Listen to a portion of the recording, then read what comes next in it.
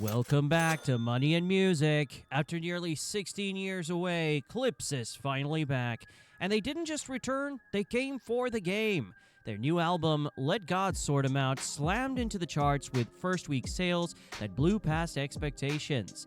Some people argued the numbers weren't that big, but those takes are wrong. Today I'm breaking down why Clipse's comeback is not only meaningful, it's massive. We'll cover their history, the stats, and why the rollout was executed so well. Let's dive into it. The story of Clipse starts in Virginia Beach with brothers Virginia-born Pusha T and Malice, then known as Terror. Introduced to music by Pharrell Williams and Chad Hugo, they formed Clipse in the early 90s. Their original debut, exclusive audio footage, was shelved, but in 2002, Lord Willin dropped and changed everything. Lord Willin debuted with 122,000 units sold in its first week and reached number 1 on the R&B hip-hop albums chart, at number 4 on the Billboard 200. It was certified gold within weeks and sold near 1 million copies by the end of the decade. Their next album, Hell Hath No Fury, debuted at 78,000 units in 1 week, all the way back in 2006. Their final studio project before the break, Till the Casket Drops, 2009, started at just 31,000 units in its first week. After that, Malice moved into ministry and Pusha T built a solo career, until now.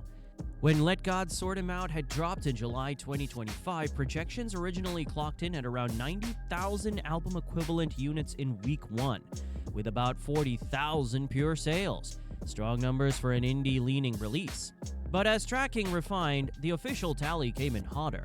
118,000 equivalent units, including 58,000 pure album sales, 59,000 streaming units from 77.49 million on-demand streams, and 1,000 track equivalent units.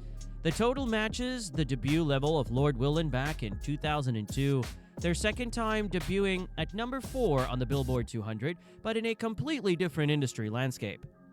And consider this, their previous effort in 2009 didn't even break 31K. To go from 31K in 2009 to 118K in 2025 is not a comeback, it's a statement. Some critics have tossed around that 118K isn't impressive enough for a legacy act, but that misses the point. Retail has shifted. Back in 2002, nearly 100% was pure sales. In 2025, streaming dominates nearly half. Market saturation is real. Clipse didn't have that multi-format streaming rollout that top-tier label projects get. They leaned on vinyl, CD variants, boxed sets, smart indie moves that drove 58,000 physical plus digital sales. Impressive for their model. They beat Lil Wayne's The Carter 6 in first-week sales. The album debuted at 108K units, the lowest in the franchise's history, yet Clipse's return outperformed it. So when people say, well, Lil Wayne is bigger, remember, Clipse trumped his numbers in 2025. That's the moment the narrative shifts. Clipse's comeback wasn't a coincidence, it was well planned. They beefed up hype with singles like Ace Trumpets, produced by Pharrell, capturing their classic energy but in a modern package.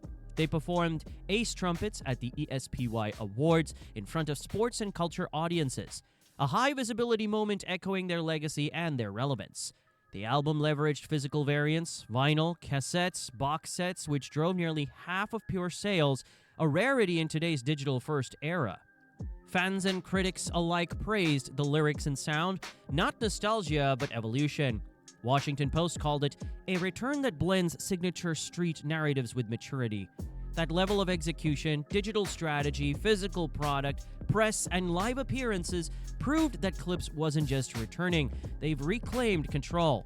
Some may argue only 118K, not easy level, but let's talk numbers.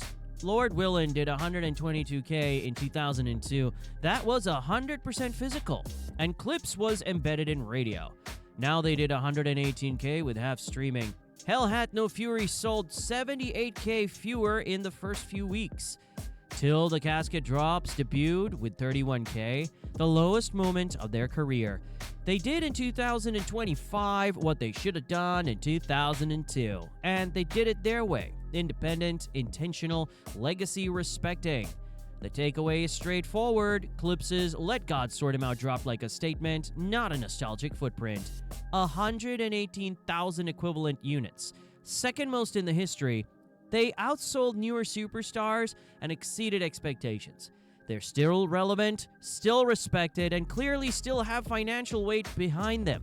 They didn't just show up, they own the market for what they represent. That takes legend-level strategy, respect, and authenticity. Are you listening to their new album? I know I have it on repeat. Drop your thoughts in the comments below and let me know who's next on Money and Music. Thank you, and have a great day.